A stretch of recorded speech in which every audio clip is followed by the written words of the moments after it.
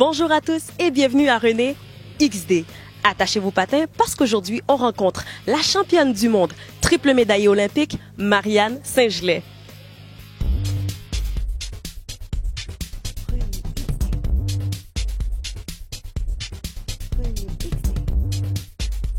Salut Marianne, merci de nous avoir donné un peu de ton temps.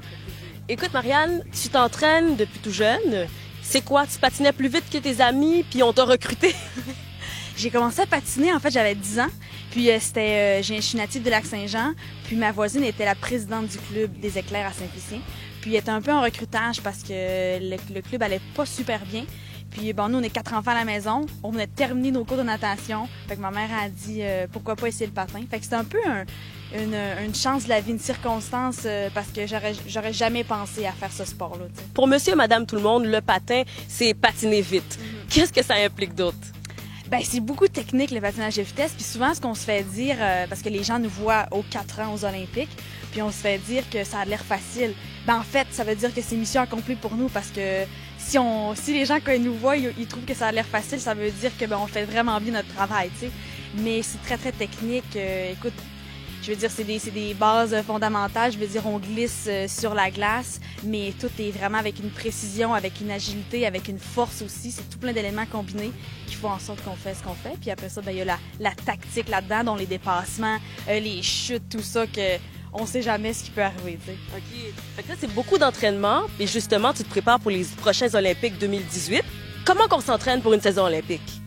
Le format d'entraînement ne varie pas, fait que ça c'est bien, fait que ça fait qu'on n'a pas un stress de plus en saison olympique. Dans nos grosses semaines d'entraînement, on peut faire jusqu'à 35 heures semaine d'entraînement, donc c'est carrément un métier qu'on fait. Fait qu'on est 2 fois sur la glace, 6 jours semaine. Tu as frôlé le sol olympique et tu es triple médaillée olympique, championne du monde. Est-ce que tu as un rituel avant de monter sur glace? Un rituel, mon Dieu. Je mets toujours mon patin droit avant mon gauche. Puis, fait que ça, je pense que c'est un peu une superstition. En fait, je pensais pas que j'étais superstitieuse, mais on me fait remarquer ça. J'ai une petite routine sur la glace avant d'aller sur la ligne. Puis, j'ai besoin d'avoir mon eye contact avec mon entraîneur. Tu as la chance de partager ta vie avec quelqu'un qui exerce le même sport que toi. Écoute, dans la vie de tous les jours, on dit conciliation travail-famille. Dans ton cas, on dit conciliation relation-sport. Oui. C'est quoi le secret? Ben, écoute, le secret, c'est sûr que c'est très, très évident sur une base quotidienne avec Charles, dans le sens que, comme tu l'as dit, je m'entraîne, lui aussi. On n'est jamais ensemble sur la glace, par contre, mais on est dans le même établissement, on habite ensemble. Fait que notre quotidien, c'est sûr que ça tourne beaucoup autour du sport, autour du patin. Mais on a quand même une petite règle, là.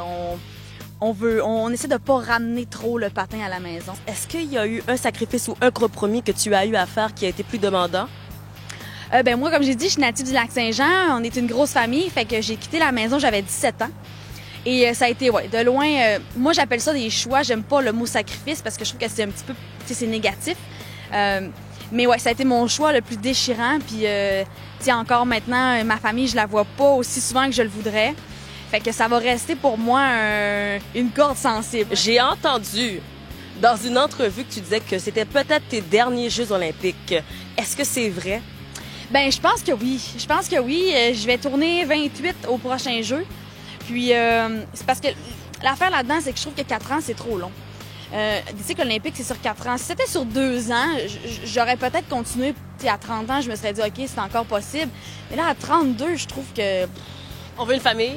Ouais, je veux une famille. Puis, tu sais, des fois, la ligne est mince entre arrêter sa carrière trop tôt, quand t'as tout menti, t'aurais pu faire encore des bonnes années, mais aussi trop tard. Tu sais, on veut toujours partir un peu sur...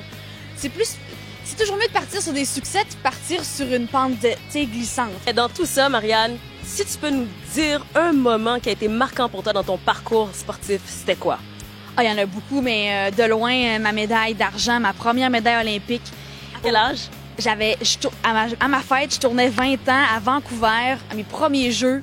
La seule distance que je courais, vraiment, les étoiles étaient alignées pour moi. C'était trop de choses qui m'arrivaient en même temps. Fait que ça a été mon plus beau cadeau de fête à vie. Je me suis offert une médaille olympique. Fait que vraiment, mais le moment que je retiens le plus de ça, c'est gagner dans un sol canadien. C'est-à-dire, moi, j'ai gagné à la maison. C'était mes fans, c'était les Canadiens qui m'encourageaient. Ma famille était présente.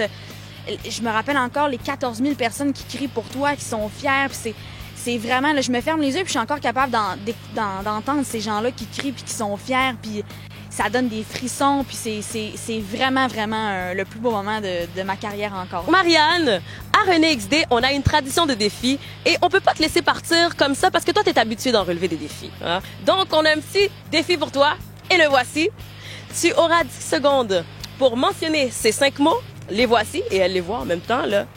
Championne, rêve, espoir, René XD et merde. Oh my God. OK. Alors aujourd'hui, René XD a rencontré la championne Marianne qui lui aura fait part de ses rêves et de ses espoirs et en le quittant, elle lui a souhaité merde. Défi relevé avec brio. Marianne, high five. Hey, tu restes la championne du monde, catégorie chrono. Merci énormément, Marianne. Et on te souhaite merde pour les championnats 2018. Ouais. On souhaite que tu reviennes avec la victoire. Merci beaucoup.